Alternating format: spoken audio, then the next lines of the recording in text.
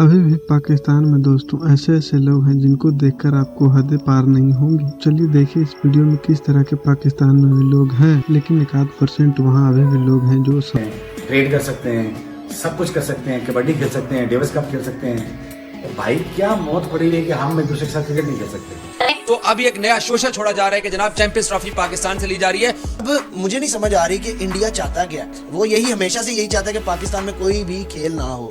ऐसे तो नहीं होता है। तो वो हमेशा हमें धोखा देते रहते हैं, हमेशा हमें नुकसान पहुंचाने की कोशिश करते हैं।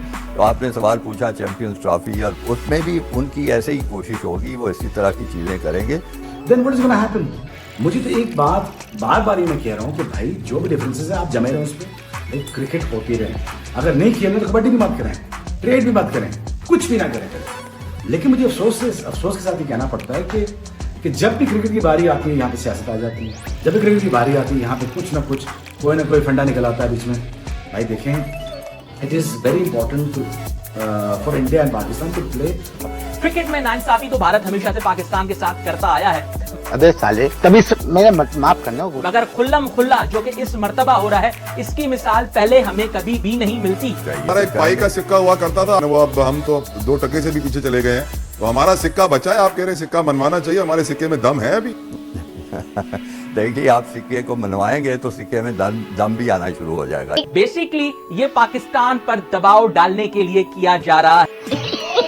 चीजें दौड़ रही हैं। हम एक दूसरे का आलू प्याज खा सकते हैं, ट्रेड कर सकते हैं, सब कुछ कर सकते हैं, कबड्डी खेल सकते हैं, डेविस कप खेल सकते हैं। और भाई क्या मौत पड़ी है कि हम एक दूसरे के साथ क्रिकेट नहीं खेल सकते। हिंदुस्तान पाकिस्तान नहीं आ सकता, क्यों नहीं हो सकती? Then what is gonna happen? मुझे तो एक बात बार बार ही मैं कह रहा हूँ कि भाई जो भी डिफरेंसेस है आप जमे रहे उस पर, क्रिकेट होती रहे। अगर नहीं खेलना तो कबड्डी भी मत करें, ट्रेड भी मत करें, कुछ भी ना करें। लेकिन मुझे अफसोस के साथ ही कहना पड़ता है कि जब भी क्रिकेट की बारी आती है यहाँ पे सियासत आ जाती है। जब भी क्रिकेट की बारी आती है यहाँ पे कुछ ना कुछ कोई ना कोई फंडा निकल आता है बीच में।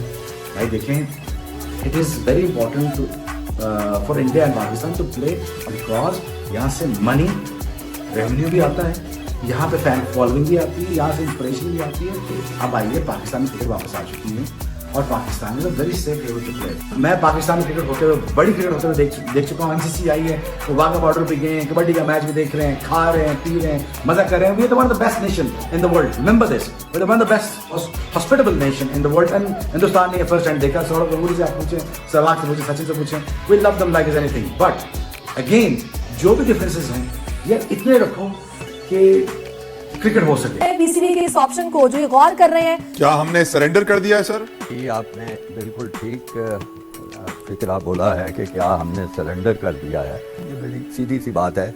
कितनी मुश्किलों से पाकिस्तान ने, और उसमें मुख्तलिफ बोर्ड्स की बड़ी कारकर्दगी शामिल है, कितनी मुश्किलों से हमने दुनिया को इस बात पे कायल किया कि पाकिस्तान जो है वो खेलों के लिए एक महफूज मुल्क है। आप आ सकते हैं, खेल सकते हैं।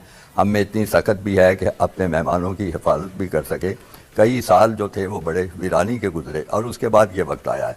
लेकिन फिर वो हिंदुस्तान की वो पुरानी सोच और पुरानी खसलत और पाकिस्तान को तनहा करने की कोशिश, पाकिस्तान को एक जो क्रिकेट का खेल है उसको बतौर एहतियात मुताबिक अमल कर रहे हैं, जिसका पाकिस्तान क्रिकेट बोर्ड को मुकम्मल आगाही होनी चाहिए, शऊर होना चाहिए।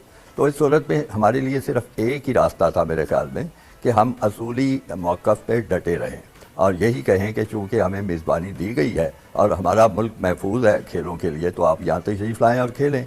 और अगर वो नहीं खेलते तो उसके बावजूद उसको करवाने की कोशिश करनी चाहिए। खालिद साहब, वजह क्या है कि हम अपने असूली मौक़िफ़ पर डटे नहीं और हम आईसीसी के खिलाफ नहीं जा सकते? वजह क्या समझ रहे हैं आप? जी, आईसीसी तो अभी इस चीज़ में बिल्कुल उसका दखल ही कोई नहीं है। हम आईसीसी के पास गए भी नहीं हैं, बल्कि हम कभी भी आईसीसी के पास नहीं गए। आपको याद होगा कि हिंदुस्तान की एक झूठे पैगाम पे जो हमें मीडिया के ज़रिए पता चला कि झूठे पैगाम से न्यूजीलैंड की टीम छोड़ के चली गई और फिर इंग्लिस्तान ने भी आने से इनकार कर दिया और हमारे क्रिकेट बोर्ड की तरफ से बड़े गुस्से वाले ऐलानात हुए कि अनकरीब हमें वो आईसीसी में सुनेंगे और हम बताएंगे कि ये क्या इन्होंने किया।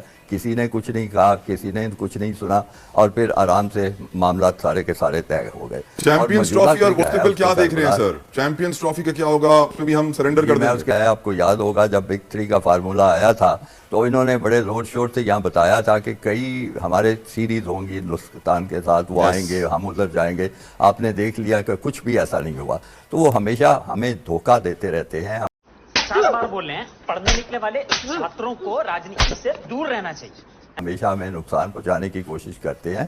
तो आपने सवाल पूछा चैंपियंस ट्रॉफी, और उसमें भी उनकी ऐसे ही कोशिश होगी, वो इसी तरह की चीज़ें करेंगे। पाकिस्तान को मेरा ख्याल है असूल पे डटे रहना चाहिए था, और असूल ये है आप आए, खेलना चाहते हैं खेलें, तो नहीं खेलना चाहते ना खेलें। देखिए, आपने अगर कोई लॉबी नहीं की हुई, आपने अगर दूसरे मुल्कों के साथ कोई ताल्लुकात ऐसे नहीं रखे हुए कि आपको किसी तरह की भी उनसे उम्मीद हो अच्छाई की,